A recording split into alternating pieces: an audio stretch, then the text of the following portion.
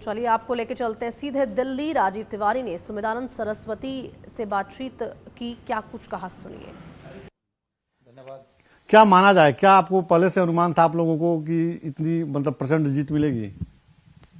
जिस प्रकार से 5 साल तक राजस्थान में कांग्रेस की सरकार ने महिलाओं पर अत्याचार किए, किसानों के साथ में झूठ बोला, जवानों से छलावा किया और झूठी घोषणाएं की, उससे लोग परेशान थे और लोग इस मौके की तलाश में थे कि कब अवसर आए और इसका बदला लें। दूसरा, माननीय प्रधानमंत्री जी द्वारा भारत सरकार की बहुत सारी योजनाएं जो लोगों के हित की थी, उन सब योजनाओं को देखते हुए, कांग्रेस के द्वारा किए गए अत्याचार अन्याय को देखते हुए ये निर्णय आया है। हम पहले भी कह रहे थे कि राजस्थान में परिवर्तन अवश्य होगा। क्या माना जाए, प्रधानमंत्री नरेंद्र मोदी की जो गारंटी थी, जनता ने उस पर भरोसा किया है?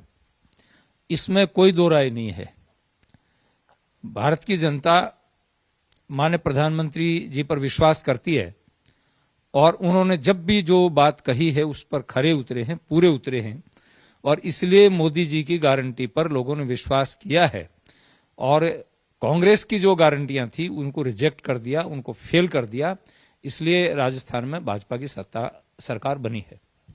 स्वामी जी, एक बात तो है कि जीत मिली है भारतीय जनता पार्टी को, लेकिन सबसे बड़ी बात यह है कि भारतीय जनता पार्टी राजस्थान के जो कद्दावर नेता रहे वो लोग चुनाव हार गए, चाहे वो राजेंद्र राठौर की बात कीजिए, सतीश पूनिया की बात कीजिए।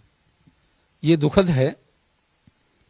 इस प्रकार के नेता जिन्होंने पार्टी को आगे बढ़ाने में बहुत बड़ा योगदान दिया है और जिन्होंने लंबे समय तक पार्टी में सेवाएं दी हैं, उनका हारना पार्टी के लिए बहुत कष्टदायक है और पार्टी को नुकसान हुआ है। लेकिन क्षेत्र की जनता ने क्या सोचा इस बारे में हम कुछ कह नहीं सकते। गलत हुआ है, होना नहीं चाहिए था ऐसा। स्वामी जी, इस बार चुनाव में यह देखा गया कि जो कांग्रेस पार्टी या उसके जो सहयोगी दल हैं, उन्होंने जातिगत जनगणना के मुद्दे को बड़ी तेजी से जो है मंच से अपील किया। क्या उसका कुछ प्रभाव नहीं चल पाया? देखिए, जातिगत जनगणना की जहां तक बात है, कांग्रेस दोहरी नीति अपनाती है।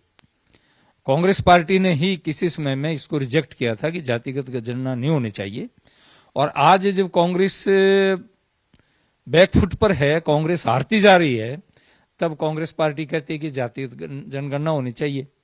तो ये दोगलापन जो इनका है, इससे लोग जानते हैं, पब्लिक समझ चुकी है कि कांग्रेस केवल वोट की राजनीति करती है। ये वोट के लिए षड्यंत्र इनका है, वो उसमें सफल नहीं हो पाए। स्वामी जी, देखा जाए तो प्रधानमंत्री नरेंद्र मोदी ने भी जो गारंटी दिया है राजस्थान की जनता को, सामने लोकसभा चुनाव भी है, तो ऐसे में क्या माना जाए, क्या जो गारंटी दी गई है ये कब तक पूरा हो जाएगा, या इसके लिए क्या कुछ रोड मैप आप लोग बनाएंगे? माननीय प्रधानमंत्री जी ने जो गारंटी दी है उसमें जैसे 5 साल तक अन्न का है वो चल रहा है। किसानों को भारत सरकार की ओर से किसान सम्मान निधि दी जा रही है और राजस्थान सरकार भी देगी, और बहुत सारी जो भी योजनाएं और गारंटीज उन्होंने दी हैं महिलाओं के लिए, युवाओं के लिए, उसको जरूर पूरा करेंगे और समय आने पर जल्दी ही उसको शुरू कर देंगे। बहुत बहुत धन्यवाद स्वामी जी। कैमरा पर्सन धर्मेंद्र के साथ राजीव तिवारी, सच में धड़क, दिल्ली।